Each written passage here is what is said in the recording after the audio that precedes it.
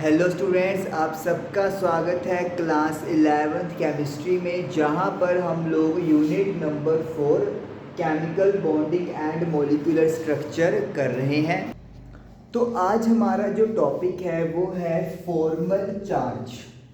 होता क्या है, जब हम लोग लुईस डॉट स्ट्रक्चर ड्रॉ करते हैं किसी भी मॉलिक्यूल या आयन का, तो अगर उसके अंदर जितनी भी हम लोग एटम्स का यूज़ कर रहे हैं उनके हर एटम के ऊपर क्या क्या चार्ज होगा, उस चार्ज को वी कॉल फॉर्मल चार्ज। और इसे कैलकुलेट करने का एक हमारे पास फॉर्मूला है। तो formal charge that is F C is equal to number of valence electrons in free atom. तो जिस एटम के ऊपर आप चार्ज कैलकुलेट करना चाहते हो, आपको सबसे पहले ये पता होना चाहिए कि जब वो एटम नॉन बॉन्डेड यानी किसी के साथ किसी भी बॉन्ड में नहीं है, तो उसके पास कितने वैलेंस इलेक्ट्रॉन्स हैं। माइनस करेंगे number of non bonded electrons. जितने इलेक्ट्रॉन्स नॉन बॉन्डेड है, जो बॉन्ड नहीं बना रहे, उनको माइनस करेंगे। -1/2 नंबर ऑफ बॉन्डेड इलेक्ट्रॉन्स। और जितने इलेक्ट्रॉन्स बॉन्डेड है, बॉन्डेड की जगह पे आई थिंक शेयर लिखना ज़्यादा बेटर है। शेयर भी लिख सकते हो, बॉन्डिंग भी, दोनों सही है। तो जो जितने इलेक्ट्रॉन शेयर किए जा रहे हैं उसका हाफ। तो इस तरीके से we calculate the formal charge. जैसे मेरे पास ओजोन का स्ट्रक्चर है O3, यहाँ पर अगर मैं लुईस डॉट स्ट्रक्चर तैयार करूं तो ऑक्सीजन की 3 एटम्स 1 2 3 4 5 6 7 8। तो इस ऑक्सीजन का ऑक्टेट कंप्लीट हो गया। 1 2 3 4 5 6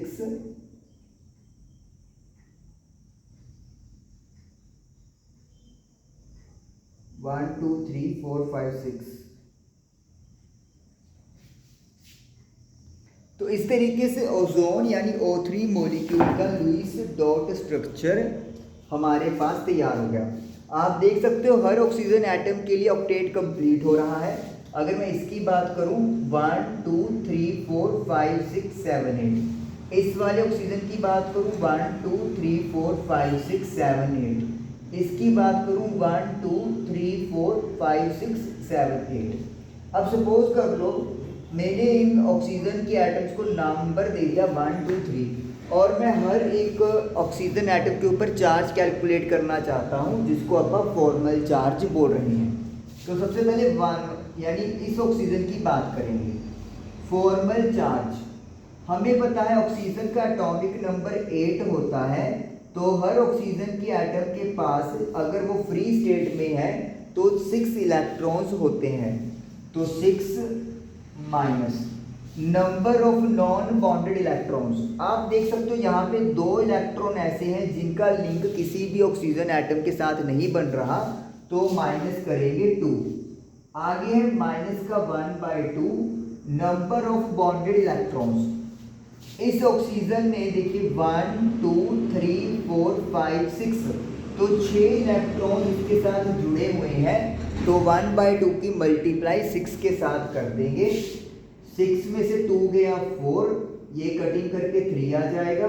तो 4 - 3 यानी +1, यानी कि इस ऑक्सीजन के ऊपर +1 का चार्ज है। अब बात करेंगे सेकंड ऑक्सीजन की। फॉर्मल चार्ज, ये भी ऑक्सीजन की एटम है, तो हर ऑक्सीजन एटम के ऊपर 6 वैलेंस इलेक्ट्रॉन्स होते हैं अगर वो फ्री है। Number of non bonded electrons 1 2 3 4, 4 electrons ऐसे हैं जिनकी बॉन्डिंग किसी के साथ भी नहीं है। माइनस का 1/2। आगे है नंबर ऑफ बॉन्डेड इलेक्ट्रॉन्स 1 2 3 4, तो 4 से मल्टीप्लाई कर देंगे तो ये आ जाएगा 2 - 2 यानी कि 0, यानी कि इस ऑक्सीजन एटम के ऊपर कोई भी चार्ज नहीं है, ये न्यूट्रल है, ना पॉजिटिव ना नेगेटिव। अब इस वाले की बात करेंगे थर्ड ऑक्सीजन के एटम की। वैलेंस इलेक्ट्रॉन तो फ्री एटम में 6 ही होंगे। आगे है number of non bonded electrons, 1 2 3 4 5 6, तो 6 आ जाएगा। 1/2 नंबर ऑफ बॉन्डेड इलेक्ट्रॉन्स, 1 2 दो इलेक्ट्रॉन्स हैं जो बॉन्डेड हैं, तो 6 में से 6 गया 0 और 0 में से 1 गया -1, तो यानी कि इस ऑक्सीजन के ऊपर माइनस का 1 चार्ज है। तो अगर आप देखोगे एज ए होल ऑक्सीजन के मॉलिक्यूल के ऊपर कोई भी चार्ज नहीं आएगा, क्योंकि 1 + 0 + -1 0 बन जाएगा।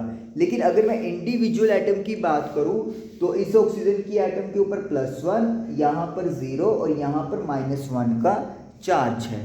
तो ये होता है जब सिंगल या इंडिविजुअल एटम के ऊपर मैं चार्ज कैलकुलेट करता हूँ, फॉर्मल चार्ज, और इसका फॉर्मूला जो आपने याद रखना है और किस तरीके से यूज़ करना है वो देखेंगे आप लोग। लेकिन सबसे ज़रूरी बात है कि आपको लुईस स्ट्रक्चर बनाना आना चाहिए, जिसमें क्या है आपको ऑक्टेट कंप्लीट करना है।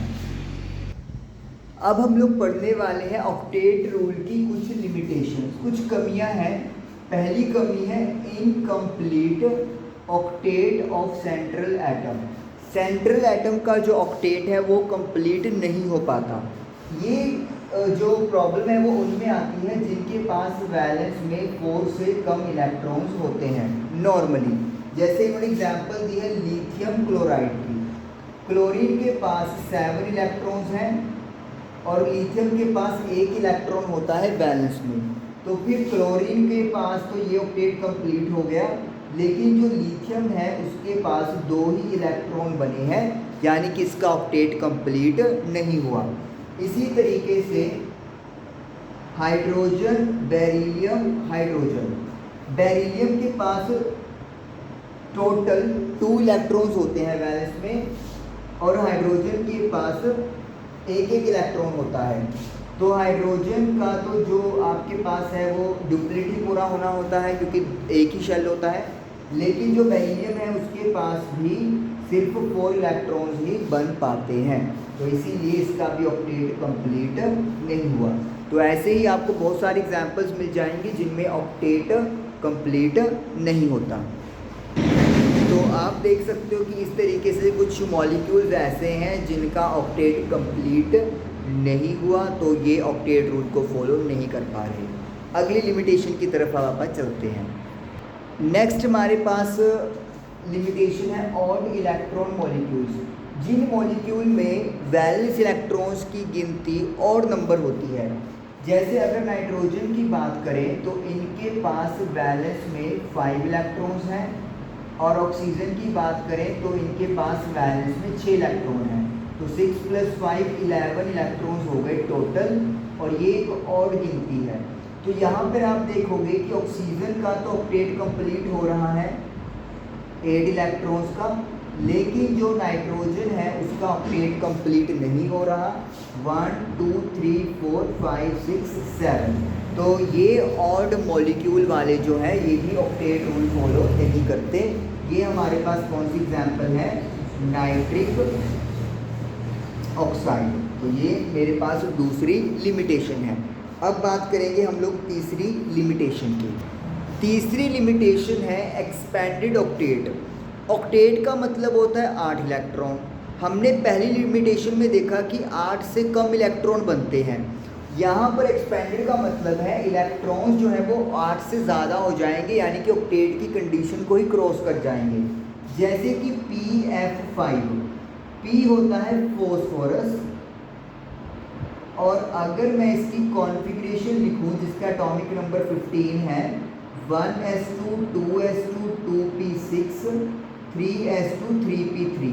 अब हमें पता है थर्ड में आपके पास 3d ऑर्बिटल्स भी होते हैं, तो इसीलिए जो फॉस्फोरस है वो अपना ऑक्टेट को जो है वो एक्सपैंड कर सकता है, और इसीलिए यहाँ पे देखिए फॉस्फोरस के पास 1 2 3 4 5 इलेक्ट्रॉन्स तो ये रहे और 5 ही इसने शेयर किए हुए हैं।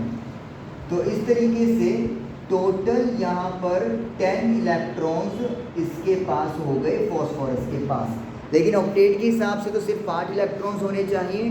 तो मतलब ये कुछ मॉलिक्यूल्स ऐसे ही SF6 हैं, सल्फर भी फ्लोरीन की 6 एटम्स के साथ जुड़ सकता है।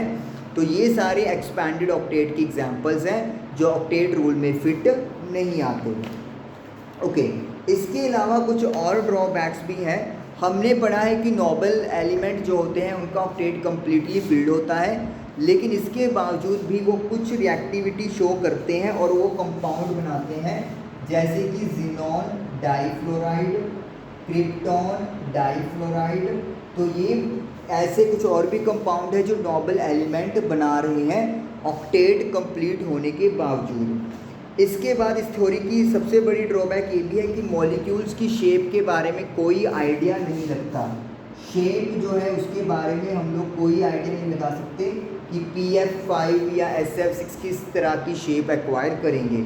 और लास्ट है कि स्टेबिलिटी, एनर्जी के बारे में कोई इन्फॉर्मेशन नहीं मिलती और एनर्जी का डायरेक्ट कनेक्शन स्टेबिलिटी के साथ होता है। तो स्टेबिलिटी कम है, ज़्यादा है या नहीं है, इसके बारे में भी कोई इन्फॉर्मेशन ऑक्टेट रूल के द्वारा जो स्ट्रक्चर्स ड्रॉ करते हैं या लुईस डॉट स्ट्रक्चर ड्रॉ करते हैं उनके बारे में भी कोई इन्फॉर्मेशन नहीं मिलती। तो आज हम लोगों ने फॉर्मल चार्ज और limitations of octet rule done किया। आई होप आपको क्लियर हुआ होगा। Thank you for watching the video.